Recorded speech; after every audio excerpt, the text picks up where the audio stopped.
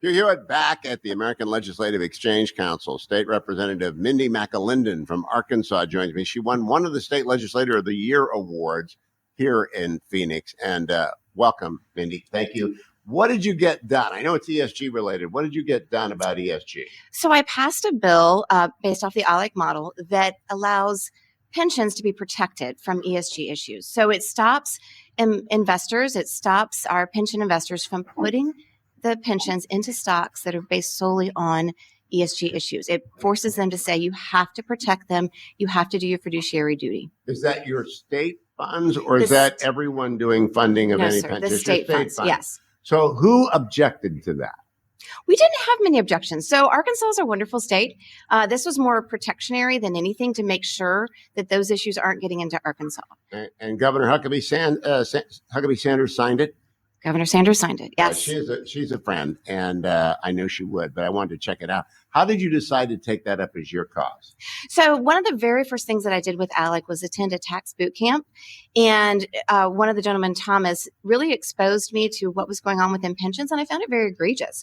I mean, these are things that people rely on for their retirement, and you now have investors that are investing them kind of based on this haphazard, we're interested in these ESG issues, and I thought it was really important to protect it. What is this one is kind of interesting. I've never heard of a boot camp for tax before. And Mindy McAlindon, that's not exactly inviting. Who taught you into going to a tax boot camp? So my state senator, Jim Dotson, talked me into going, but it was wonderful. I learned a lot about, Art Laffer was there.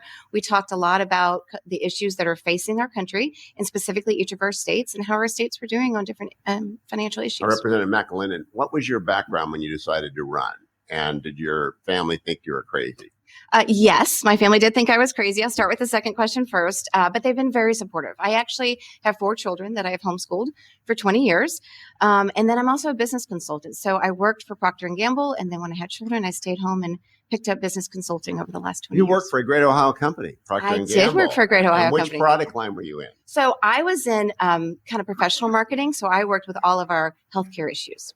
And so how old is your youngest child? My youngest is now 13. Okay. So they are all going to school every day. You're able to legislate and then take care of the kids when they get back from Yes. school. So what I would do with my youngest, I have 2 that were in college and then 1 that was in high school, pretty self-sufficient.